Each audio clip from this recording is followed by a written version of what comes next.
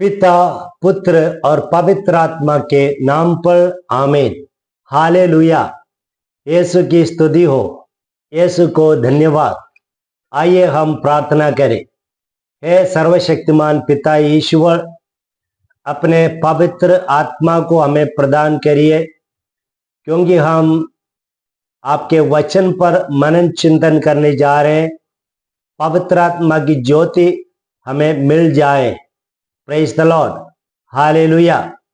प्यारे विश्वासियों, मैं आज आप लोगों के साथ एक विशेष टॉपिक पर बात करना चाहता हूं। वो है नरक या हेल। आप लोग सोचते होंगे, फादर, नरक के बारे में बताने की क्या जरूरत है? ईश्वर के प्यार के बारे में, ईश्वर की करुणा के बारे में और इस प्रकार के विषयों के बारे में आप डिस्कस करिए। नरक के बारे में क्यों बताना है? ये अच्छा टॉपिक नहीं है। हाँ, मैं समझता हूं ये अच्छा टॉपिक नहीं है, लेकिन इसे जानना बहुत जरूरी है, क्योंकि बाइबल में प्रभु यीशु मसीह के समान किसी ने भी नरक के बारे में जिक्र नहीं किया है। बाइबल में नरक के बारे में अगर किसी ने बताया हो, वो प्रभु ईसा मसीह स्वयं है। यीशु मसीह ईश्वर के प्यार के बारे में बताने इस दुनिया में आए, ईश्वर की करुणा के बारे में, दया के बारे में। लेकिन साथ ही साथ यीशु मसीह ने नरक के बारे में भी कई बार हमें बताया है, और सुसमाचार में हम इसको देखते हैं। इसका मतलब यह है, नरक एक हकीकत है, एक रियलिटी है।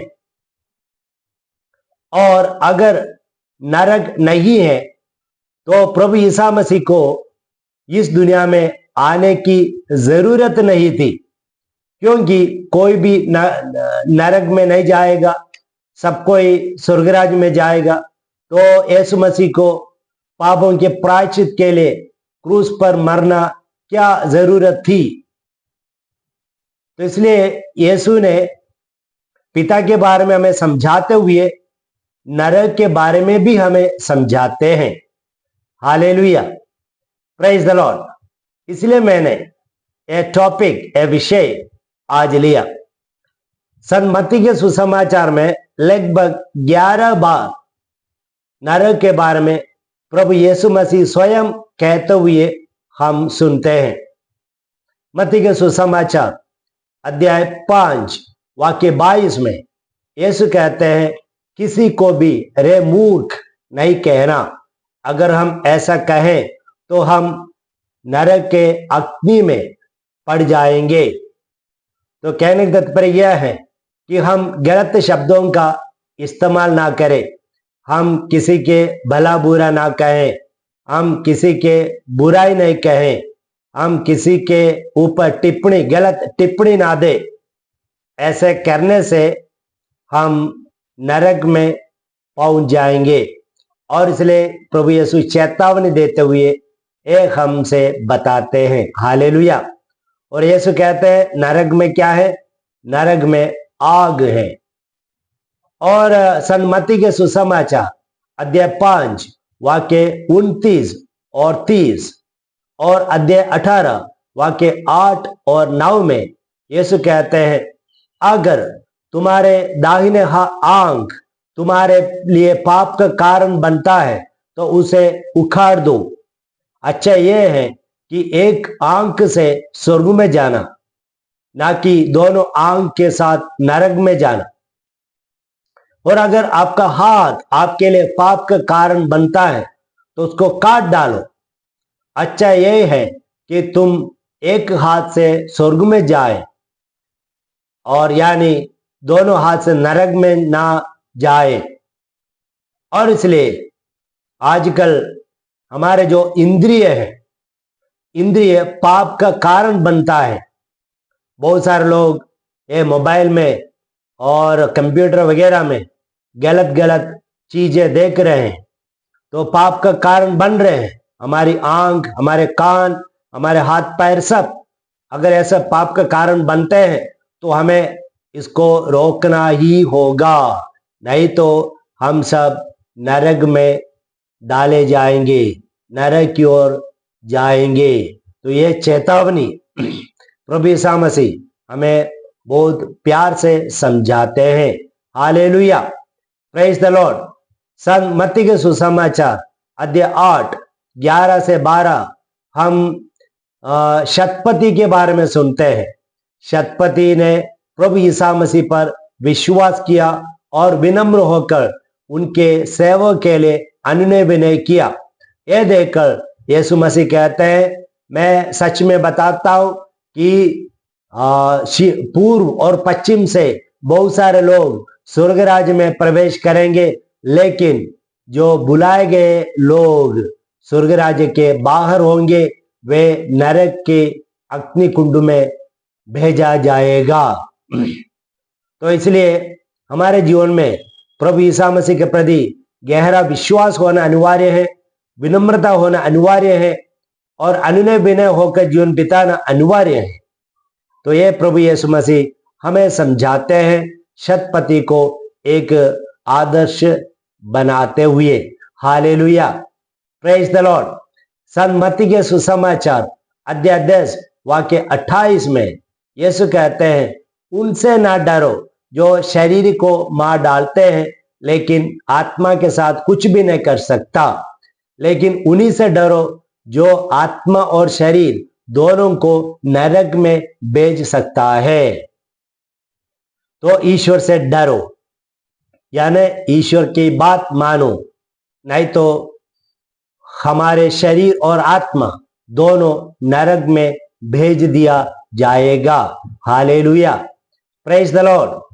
और हम आगे पढ़ते हैं और यहाँ पर संत मत्ती के सुसमाचार अध्याय 10 वाक्य 28 में नरक का शब्द यीशु मसीह लोकल शब्द इस्तेमाल करते हैं और वह शब्द यह है गेहन्ना।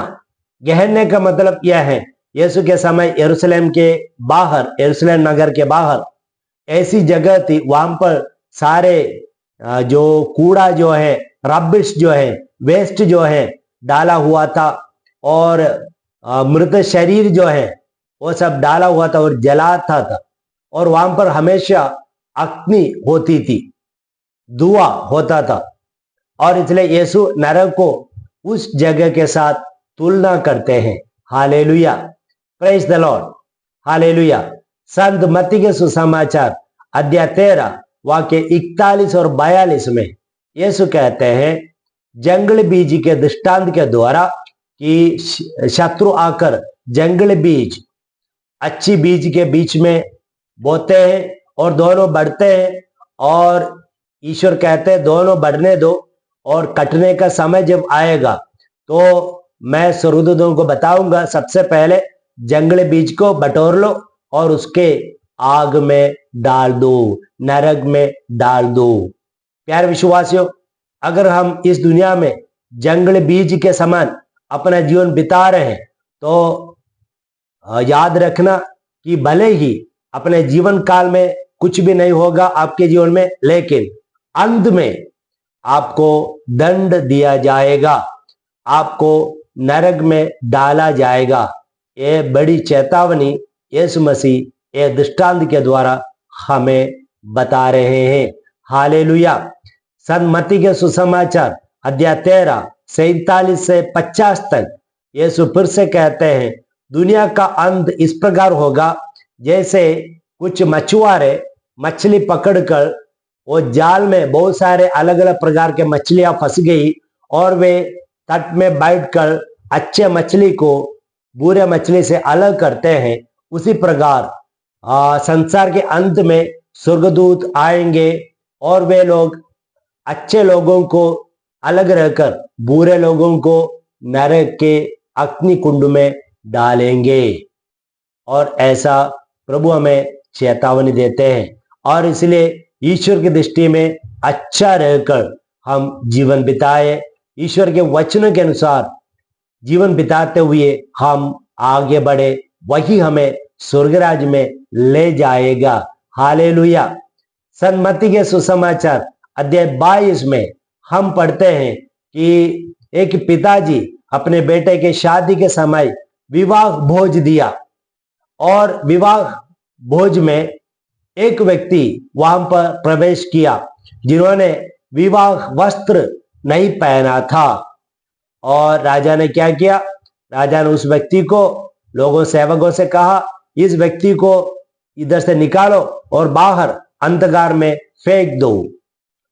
इसका मतलब यह है कि पिता ईश्वर ने प्रभु ईसा मसीह के द्वारा, प्रभु ईसा मसीह के पीड़ासन क्रूस मरण के द्वारा समस्त मानव जाति को मुक्ति प्रदान की है। और हम लोगों को क्या करना है? और वह मुक्ति का जो वस्त्र जो है हमें हाथ में उठाकर हमें पहनना है, अपने जीवन में धारण करना है। अगर हम इतना तक नहीं कर पाएंगे तो हमें स्वर्गराज में प्रवेश नहीं मिलेगा, हमें बाहर अंधकार में फेंक दिया जाएगा। तो इसलिए मुक्ति का वस्त्र धारण करते हुए हम हमारा जीवन बिताए। हाँ, मुक्ति का वस्त्र हम हमारी मेहनत से नहीं बना सकते हैं, इसलिए पिता यीशु ने यीशु को हमें प्रदान किया। तो बस हमें इतना ही करना है और मुक्ति का वस्त्र हम उसके उठाकर धारण करना है। ऐसे जीवन बिताए तब हम स्वर्गराज में प्रवेश करेंगे, वरना हम नरक में प्रवेश करेंगे, जहां पर हमेशा अंधकार होगा और आग होगी। और इसी प्रकार का वर्णन प्रभु यीशु मसीह कहते हैं। सन्मति के सुसमाचार अध्याय 24 वाक्य 51 में वहां पर इस प्रकार कहते हैं कि एक सेवक जो है, एक स्वामी अपने सेवक को अपने घर का कारिंदा बनाकर स्वामी विदेश चला गया। और यह सेवक ने क्या किया? स्वामी आने में देर कर रहे हैं, और इसलिए यह सेवक दूसरे सह सेवकों को पीटा, मारा, उनके साथ गलत व्यवहार किया, और ये दारू पीने में, खाने खाने में भोजन प्रिय बन गए और इसी प्रकार जीवन बिताया। और तुरंत एक दिन अचानक स्वामी आए और स्वामी को पता चला यह सेवक अच्छा नहीं था, यह सेवक अनफेथफुल था, वफादार नहीं था, और इसलिए इस सेवक को बाहर अंधकार में फेंक दिया गया, नरक में फेंक दिया गया। प्यारे विश्वासों, इसी प्रकार पिता ने हम लोगों को बहुत जिम्मेदारी देते हुए हमें इस दुनिया में भेजा है। तो हम लोगों को दूसरों की मदद करते हुए, उनके साथ चलते हुए, उन्हें प्यार करते हुए, हमारे कर्तव्य निभाते हुए जीवन में आगे बढ़ना है। हम संसार के मोह माया के पीछे ना जाए, लोगों को उपद्रव ना करे, बुराई ना करे, तब ईश्वर हम लोगों को पुरस्कार प्रदान करेंगे। Hallelujah, praise the lord. सन्मति के सुसमाचार अध्याय 25 वाक्य 30 में हम पढ़ते हैं कि ईश्वर ने हम लोगों को टैलेंट दिया गया है, किसी को 5, किसी को 2, किसी को 1, और जिनको 5 मिला उन्होंने मेहनत करते हुए 5 और कमाया, जिसको 2 मिला उन्होंने मेहनत करते हुए 2 और कमाया, जिसको 1 मिला उन्होंने भूमि पर उसको गाड़ दिया, और स्वामी आने से वह उठाकर दिया। और स्वामी ने कहा तुमने मेहनत नहीं की और इसलिए तुमसे छीन लिया जाएगा और तुम्हें अंधकार में, नरक में फेंक दिया जाएगा। तो इसी प्रकार यीशु ने हम लोगों को जो भी कृपाएं प्रदान की है, वो सारी कृपाएं हम लोगों की भलाई के लिए इस्तेमाल करें और इसी प्रकार जीवन में आगे बढ़े, तो पिताजी आने से हमें पुरस्कार प्रदान करेंगे। Praise the lord, hallelujah. सन्मति के सुसमाचार अध्याय 25 वाक्य 41 में हम पढ़ते हैं, अंतिम न्याय विधि के समय सभी राष्ट्र यीशु मसीह के सामने प्रस्तुत होंगे और यीशु मसीह सबों से यह सवाल पूछेंगे, मैं भूखा था, क्या तुमने मुझे खिलाया? मैं प्यासा था, क्या तुमने मुझे पिलाया? क्या मैं परदेशी था, क्या तुमने मुझे अपने यहाँ ठहराया? मैं बंदी था, तुम मुझसे मिलने आए? मैं बीमार था, क्या मुझसे मिलने आए? इसी प्रकार का सवाल पूछा जाएगा। जो भी सत्कर्म करते हुए जीवन बिताते हैं वे सबके सब स्वर्गराज में प्रवेश करेंगे। अन्य लोग नरक के दंड में इटर्नल फायर चिरस्थायी अग्निकुंड में डाला जाएगा। तो अग्निकुंड चिरस्थायी है, टेम्पररी नहीं है बल्कि चिरस्थायी है, एवरलास्टिंग। तो वहां पर डाला जाएगा और इसलिए इस पर ध्यान दें। यहाँ पर वाक्य 41 में ये कहते हैं कि नरक मनुष्यों के लिए बनाया नहीं बल्कि नरक शैतान के लिए, उनके जो दूतों के लिए बनाया गया है। ईश्वर ये नहीं चाहते कि कोई भी इंसान वहां पर जाए। तिमोथी का पहला ग्रंथ 2 वाक्य 4 में हम पढ़ते हैं कि ईश्वर कोई भी व्यक्ति का नष्ट होना नहीं चाहते हैं, सर्वनाश नहीं चाहते हैं। लूकस का सुसमाचार 15 में कहते हैं एक भी व्यक्ति नष्ट होना नहीं चाहते हैं, सब बचना प्रभु चाहते हैं। लेकिन अगर प्रभु ने आपको फ्री विल दिया गया है, अगर आप इसका गलत इस्तेमाल करते हुए जीवन बिताएंगे, ईश्वर की बातों को नहीं मानेंगे, तो आप खुद उसको चूज कर रहे हैं कि नरक को। तो ईश्वर आपको नरक में भेजना नहीं चाहते बल्कि आप खुद जा रहे हैं, इसलिए इनसे बच के रहें। और वही अध्याय 25 के मत्ती के वाक्य 46 में वचन कहता है कि इस प्रकार के लोग जो बुरा कर्म करते हुए जो सत्कर्म नहीं किया है वह सब अग्निकुंड में डाला जाएगा। Praise the lord, hallelujah. संत लूकस के सुसमाचार में अध्याय 16 में हम पढ़ते धनी व्यक्ति और लाजरुस के बारे में, कंगाल लाजरुस के बारे में। ये धनी व्यक्ति ने कंगाल लाजरुस की सेवा नहीं की, उन्हें खिलाया नहीं, और इसकी वजह से क्या हुआ, ये धनी व्यक्ति नरक के कुंड में डाला गया। और वहां से उन्होंने देखा, लाजरुस को देखा इब्राहिम की गोद में पड़े हुए, और उन्होंने मांगा कि लाजरुस आकर थोड़ा ठंडा पानी मेरे जीव में डाल सके। और इब्राहिम ने कहा देखो हमारे और तुम्हारे उस जगह के बीच में अगाध गर्त है, तो कोई भी यहाँ से जाना भी चाहे ना जा नहीं पाएगा, और वहां से कोई भी आना चाहे तो भी वह आ नहीं पाएगा। और इसी प्रकार के हमेशा के लिए हम नरक दंड में डाला जाएंगे। और इसलिए ये भी कहते हैं वहां पर कोई भी इन जगह से धरती पर जाकर लोगों को चेतावनी भी दे नहीं पाएंगे। उनको चेतावनी देने के लिए धर्म ग्रंथ पर्याप्त है। और इसी प्रकार हम पढ़ते हैं प्यारे विश्वासियों, संत मार्कुस के सुसमाचार अध्याय 9 वाक्य 43 में कहते हैं अनक्वेंचेबल फायर, ना बुझने वाली आग। वो आग कभी भी बुझ नहीं सकती, ऐसे आग नरक में है और वहां पर कीड़े हैं। मार्कुस के सुसमाचार 9:48 में पढ़ते हैं। तो इसी प्रकार का वर्णन प्रभु ईसा मसीह नरक के बारे में हमें बताते हैं, समझाने की कोशिश करते हैं। देखिए कितनी बार यीशु मसीह ने नरक के बारे में हमें समझाया, बताया। और इसलिए नरक एक सच्चाई है, और जो लोग पाप में जीवन बिताते हुए आगे जाएंगे, अपने शरीर की वासनाओं के अनुसार जीवन बिताएंगे, धर्म ग्रंथ के नियमों के अनुसार जीवन ना बिताएंगे, वे सबके सब चूज कर रहे हैं, चुन रहे हैं। क्या चुन रहे हैं? नरक की दंड आज्ञा चुन रहे हैं। ईश्वर नहीं चाहते हैं, लेकिन हम स्वयं चुन रहे हैं। और इसलिए हमेशा के लिए आजीवन काल में हमें वहां रहना होगा, ये अति भयानक होगा। तो इसलिए इससे बचने के लिए प्रभु हमें बता रहे हैं। इसलिए प्रभु ईसा मसीह ने कई बार इसके बारे में जिक्र किया।